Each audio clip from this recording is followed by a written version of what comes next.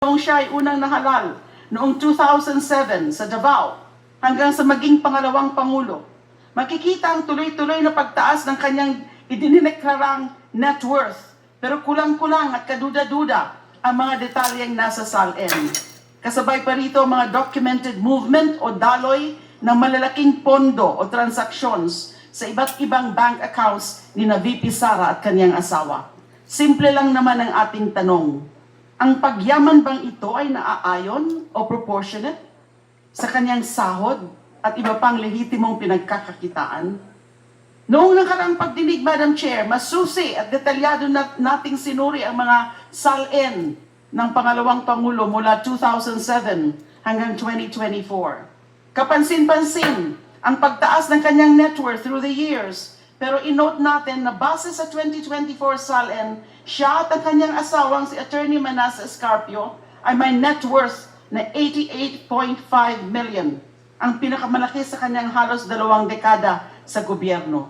Mas lalong kapansin-pansin na mula 2019 hanggang 2024, wala siyang dineklarang cash on hand or cash in bank. Bokya. Tapos, ang sasabihin lang ay inilagay ito sa others. Sa pandilin lang na ito para namang pinanganak lang tayo kahapon. Dito pumapasok ang napakabigat na report ng Anti-Money Laundering Council or AMLAC. Napag-alaman natin mula sa AMLAC na ang total aggregate value ng mga covered at suspicious transactions na may kaugnayan kay Vice President Sara Duterte at sa kanyang asawa ay umabot sa mahigit 6.7 billion pesos. Hindi lamang ito isang transaksyon. Binubuo ito ng 663 covered at suspicious transaction reports na na-flag ng AMLAC sa mag-asawang VP Sara Duterte at Attorney Manasseh Escarpio.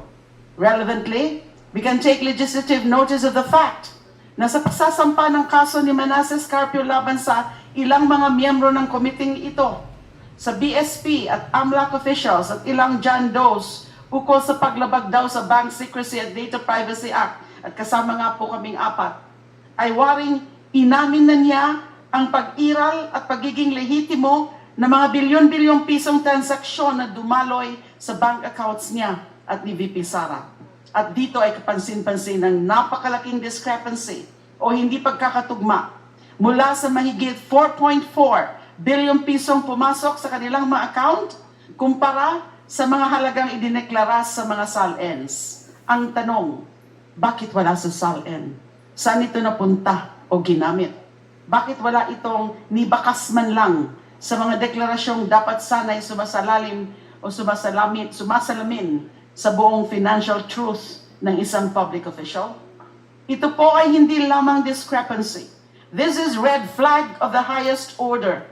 This is a clear constitutional breach, a veritable black spot in our system of accountability of public officers. Dagdag pa rito, ayon mismo sa financial intelligence analysis ng AMLAC, ang mga hindi pangkaraniwan at bilyon-bilyong transaksyon na ito ay maaaring maiugnay sa 3 predicate crimes ng money laundering, drug trafficking and related offenses, graft and corrupt practices, at malversation of public funds.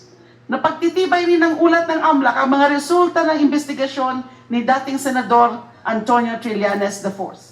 The former senator's sinumpaang salaysay contained annexes pertaining to summaries of supposed bank transactions in hefty amounts in bank accounts of Sara Duterte, either singly or jointly with her father, husband, and the rest of the Duterte family. Tinukoy rin ni Senator Trillanes ang umano'y daloy ng pondo papunta sa Vice Presidente mula sa isang alleged drug lord na si Samuel Sammy Uy.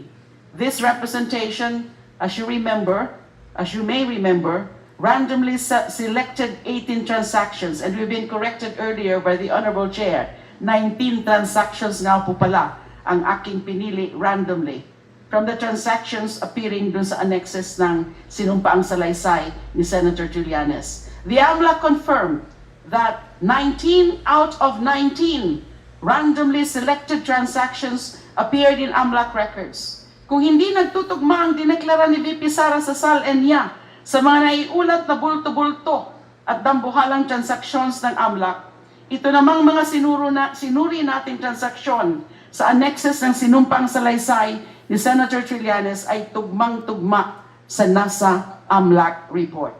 This, Madam Chair, I believe is not coincidence. Ito ay malinaw na corroboration.